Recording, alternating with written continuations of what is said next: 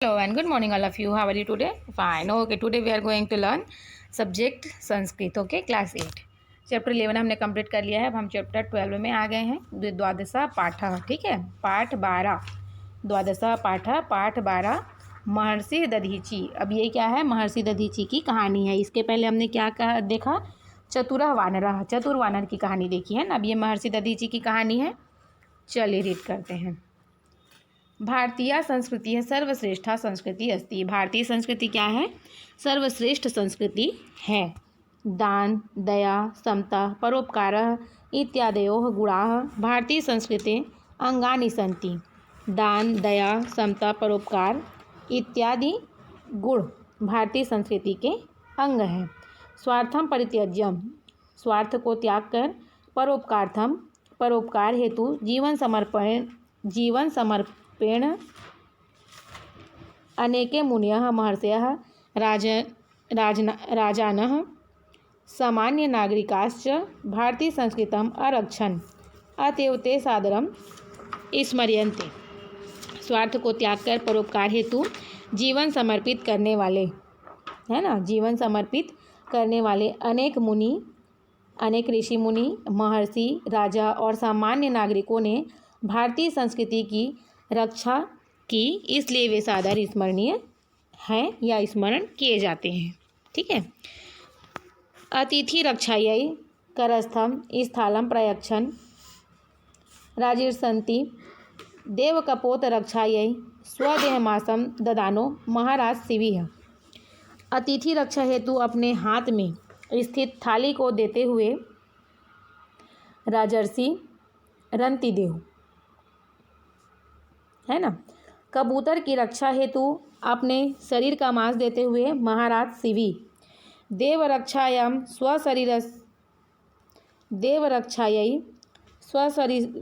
स्वशरीरस्यास्थिनि प्रयच्छन् महर्षि दधीचिदृशाः. और देवताओं की रक्षा के लिए महर्षि दधीची ने अपने शरीर की हड्डियों तक को देते हुए एवं श्रद्धेयाः स्मरणीयाः महापुरुषाः सन्ति. श्रद्धेय और स्मरण करने योग्य महापुरुष हुए हैं. महर्षि दधीची नाम सर्वेषु परोपकारीषु महापुरुषेषु अग्रगण्य मन्यते. महर्षि दधीची का नाम सभी परोपकारी महापुरुषों में अग्रगण्य माना जाता है. देवराजेन्द्रस्य देवराज इंद्र परीक्षायामूर्तिणो रंतिदेवः शिविश्च उभौ अपि अन्ते देहवन्तौ जीवितौ आस्ताम. देवराजेंद्र की परीक्षा में उत्तीर्ण रंतिदेव एवं राजा शिवी दोनों शरीरधारी और जीवित थे. किंतु दधीचिस्तु सर्वकालाय देहम विमुच्य यथ शरीरो अभवत्. किंतु दधीची ने क्या किया? दधीची तो अपने देह का त्याग कर हमेशा के लिए यश रूपी शरीर वाले हो गए. वस्तुतः वास्तव में तत्सम त्यागी न भूतो न भविष्यति. वास्तव में उसके समान त्यागी न कभी कोई हुआ है न कभी कोई होगा. प्राचीन काले कदाचित देवानाम दानवानाम च भयंकर संग्रामो भूत. प्राचीन काल में क्या हुआ था? देवताओं और दैत्यों का भयंकर युद्ध हुआ था कभी, है ना. प्राचीन काल में कभी देवता और दानों का भयंकर युद्ध हुआ था. तस्मिन् संग्रामे देवानाम नायकः इंद्रः दानवानाम नायकश्च वृत्रासुरः आसीत्. उस युद्ध में देवताओं के राजा इंद्र और दैत्यों के राजा वृत्रासुर थे. वृत्रासुरेण सह संघर्षे देवनायकः इंद्रः पराजितः. वृत्रासुर के साथ लड़ाई में देवताओं के राजा इंद्र हार गए, पराजित हो गए. इंद्रस्यादेशेन पराजितः देवाः देवरक्षकं भगवन्तं विष्णुम् उपगम्य स्वरक्षायां प्रार्थनम्. इंद्र के आदेश से पराजित देवता देव के रक्षक भगवान विष्णु के पास जाकर अपनी रक्षा के लिए प्रार्थना करने लगे. प्रार्थना किए. प्रार्थनाम श्रुत्वा प्रार्थना को सुनकर प्रसन्नो भगवान विष्णु अब्रवीत. प्रसन्न भगवान विष्णु ने कहा, यह भगवान विष्णु बोले, यत वरम ब्रुवत देवाः अब्रुवन. वर मांगो. देवा अब्रुवन. देवता बोले, भगवान दानवा नाम नायको वृत्रासुरः देवराजस्य इंद्रस्य सकलां देवसेनां पराजयत स दानवराजो अस्माकं सर्वाणि शस्त्राणि अपि अनश्यत। देवराज इंद्र, भगवान देवता बोले, भगवान दानवों के राजा वृत्तासुर ने देवराज इंद्र की सभी सेनाओं को, देवसेना को पराजित कर दिया है ना, पराजित कर दिया है।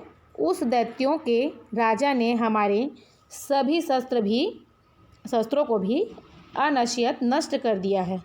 भगवान अस्मान् रक्षतु, आप हमारी रक्षा करें। भगवान विष्णु उवाच भो देवाः, भगवान विष्णु ने कहा, हे देवताओं, इदानीं महर्षि दधीचि सर्वेषां ऋषीणां शिरोमणि वर्तते। इस समय महर्षि दधीचि सभी ऋषियों में शिरोमणि हैं। व्रतोपवासय तपसा च तस्य महात्मनो देहः पावनः संपन्नम। व्रत, उपवास और तप के द्वारा उस महात्मा का शरीर पवित्र हो गया है। तस्य देहस्य अस्थिभिः, उनकी देह की हड्डी से यदि वज्रस्य निर्माणम, यदि वज्र का निर्माण भवेत हुआ, तर्हि तेन, तब ब्रजेण वृत्तासुरस्य वधः संभव अस्ति।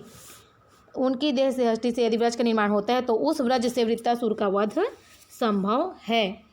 अतः सत्वरम गत्वा तम महर्षि तद्देहम याचत। इसलिए शीघ्र ही जाकर तुम सब महर्षि से उनके शरीर की याचना करो। स ऋषि धर्मस्य मर्मज्ञो वर्तते, वह ऋषि धर्म को, मर्म को जानते हैं। ऋषयः खलु परोपकारिणो भवन्ति, ऋषि तो परोपकारी होते ही हैं। सह परोपकार्थम अवश्यम स्वदेहम दास्यति, वह परोपकार के लिए अवश्य ही अपना शरीर दे देंगे। भगवतो विष्णु आदेशेन देवाः महर्षि दधीचे समीपम गतवन्तः, भगवान विष्णु के आदेश से देव जो है, देवता महर्षि दधीचि के पास गए। दधीचि उवाच, दधीचि बोले, वहाँ जाकर गए। तत्र गत्वा ते वृत्तासुरस्य अत्याचारं वर्णयित्वा तद्वधाय महर्षे देहम अयाचन। वहाँ जाकर वे वृत्तासुर के अत्याचारों का क्या किया, वर्णन किया। तद्वधाय, और उनके वध करने के लिए, उसके वध हेतु महर्षि से देह अयाचन, देह मांगा। दधीचि उवाच, दधीचि ने कहा, भो देवाः, यो नरः शरीरम क्षणभंगुरम मत्वा अपि सनातनस्य धर्मस्य पालनम न करोति। दधीचि ने कहा, हे देवताओं, जो मनुष्य शरीर नाशवान है, यह जानकर भी सनातन धर्म का पालन नहीं करता, स सर्वदा निंदनीयो भवति, वह हमेशा जो है क्या होता है, निंदनीय होता है। नदी वृक्षादयो जड़ पदार्थ अपि तम स्वार्थिनम निंदति। नदी, वृक्ष आदि जड़ पदार्थ भी स्वार्थी लोगों की निंदा करते हैं। यह खलु प्राणी नाम शोके शोकम, यह निश्चित रूप से जो प्राणियों के शोक में शोक, हर्ष च अनुभवती, और हर्ष में हर्ष माने खुश में खुश का अनुभव करता है। स एव प्रशंसनीयो भवति, वह प्रशंसनीय होता है। अतः देव कार्याय शरीरम मुच्यतो लेस्तो अपि व्यथा न भविष्यति, इसलिए देव कार्य हेतु शरीर छोड़ते हुए मुझे थोड़ा भी दुख नहीं होगा। एवं मुक्त्वा महर्षि दधीचि भगवंतम ध्यायन स्वदेहम अत्यजत। ऐसा कहकर महर्षि दधीचि ने भगवान का ध्यान कर अपना शरीर त्याग दिया। देवशिल्पी विश्वकर्मा तय अस्थिभिः व्रजस्य निर्माणम अकरोत्।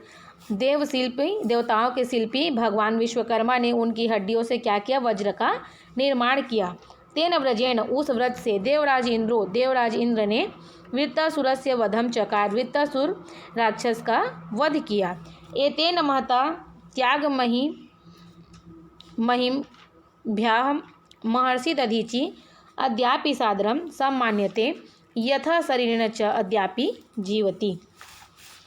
ऐसे महान त्याग और महिमा से महर्षि दधीचि आज भी सादर सम्मान प्राप्त करते हैं और यश रूपी शरीर से आज भी जीवित हैं। परोपकाराय सताम विभूतयः, सज्जनों का वैभव परोपकार के लिए होता है, सज्जनों का ऐश्वर्य परोपकार के लिए होता है। ठीक है, ये थी महर्षि दधीचि की कहानी थी, जिसमें इन्होंने अपने हड्डी का जिंदा होते हुए भी इन्होंने क्या किया, अपने शरीर को त्याग कर अपनी हड्डियों का दान दिया और उनके हड्डियों से वज्र बना, जिसको किसने बनाया, विश्वकर्मा जी ने भी जिसको बनाया। और जो वज्र जो धारण करते हैं इंद्र देवता जो है, वो इन्हीं की हड्डियों से बना हुआ वज्र है, जिससे उन्होंने वृत्तासुर राक्षस का वध किया, संहार किया। ओके, आई होप आपको ये पार्ट समझ में आ गया होगा। आप इसको अपने घर में अच्छे से रीड करें और इसका अर्थ जो है अच्छे से समझिए। ठीक है, अभी के लिए थैंक यू।